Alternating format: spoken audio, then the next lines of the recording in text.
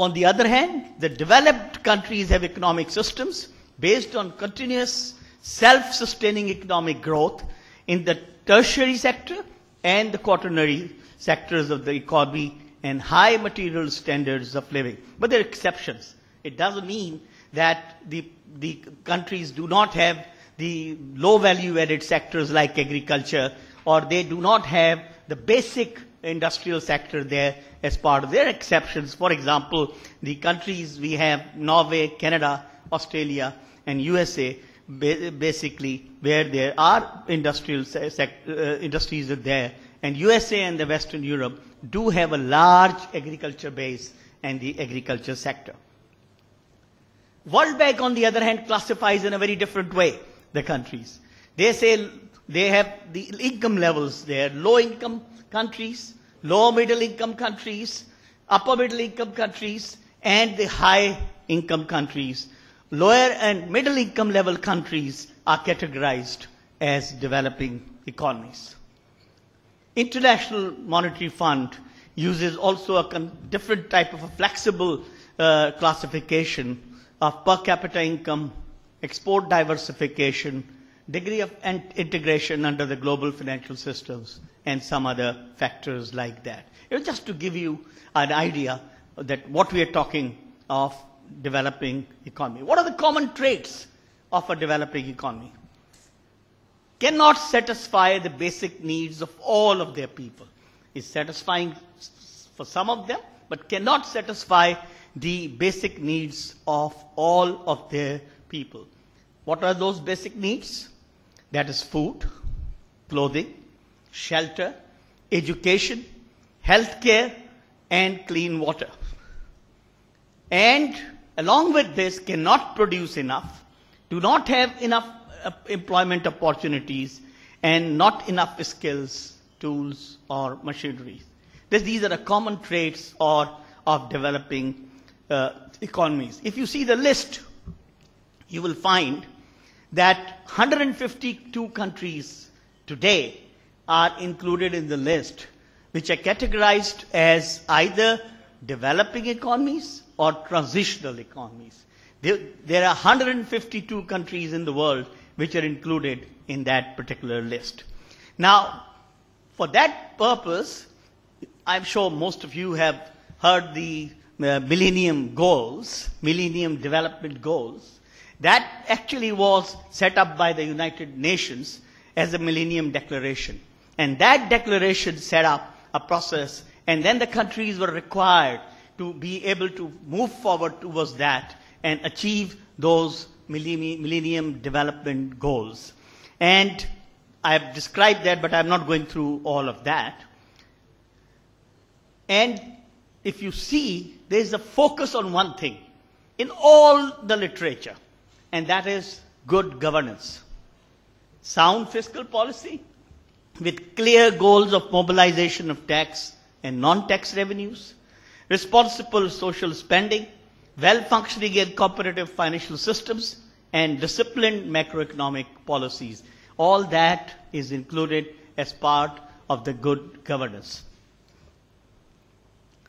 Now, there was a response which came in a Washington consensus, which was actually followed in 80s and 90s, in respect of those economies where the countries were either least developed economies or lower developing countries, and then they were moving into a different stage. There was a consensus, or there was a resolution which was passed, and the focus was that there should be an emphasis on domestic resource mobilization through fiscal restraint, tax reform by creating market-friendly policy regime, and we have experienced in Pakistan a number of these things which I am talking about, deregulation of interest rates, elimination of directed credit, freedom of entry to financial sector for both domestic and foreign investors.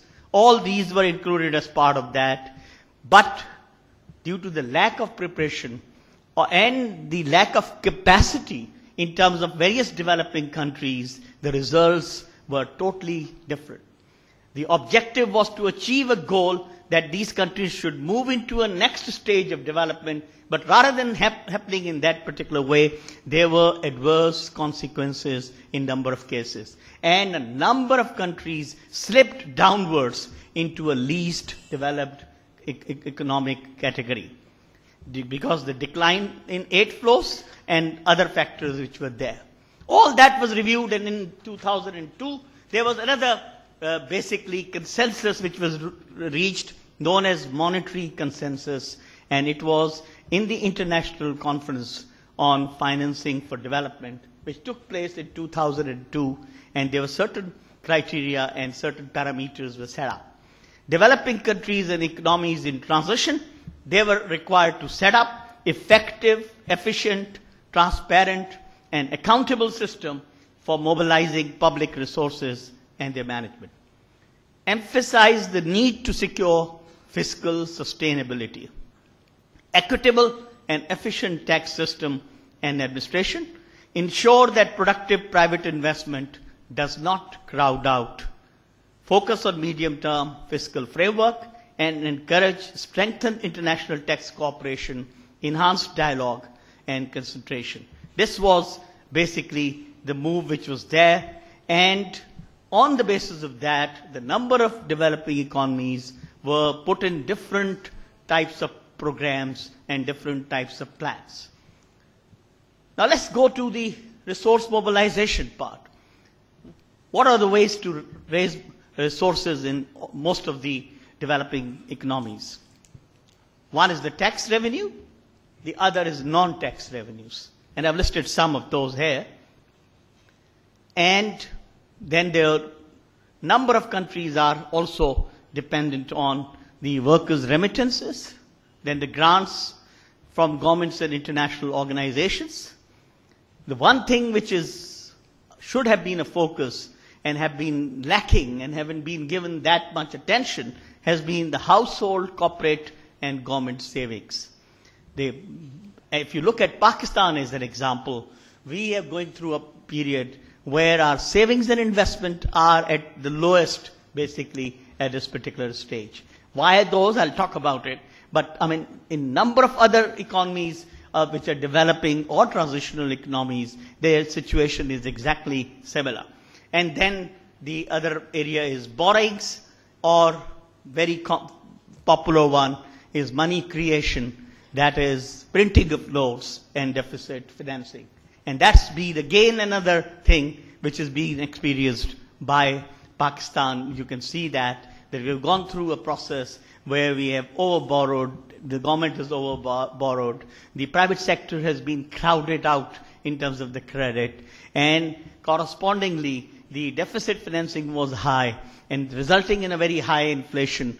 And that high inflation was then being targeted through monetary policy measures, which to an extent did work, but it didn't work the way it should, because the impact of that inflation, or the reasons for that inflation, were supply-side reasons. They were totally different reasons altogether. They were not basically due to the expansion of the money in the market. It was a totally different reason, and it should have been handled differently, which has been now tried for the last 2 quarters. Saving and investments.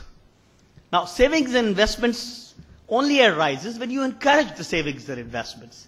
And all that depends that how you're placed in your economy in terms of your financial market. What's the structure? What's the regulatory and supervisory framework of the banking sector? Size and quality of the securities and bond market? And is there a continuity of consistent investment policy? What's the law and order situation? Is there availability of skilled workforce? What is the state of development of physical infrastructure?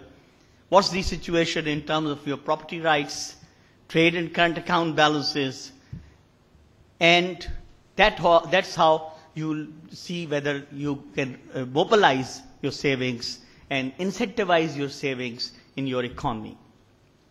Now, the tax revenue, which is one major factor for the domestic resource generation, basically has either to be, it could be either progressive or regressive, And both of these factors are pretty well known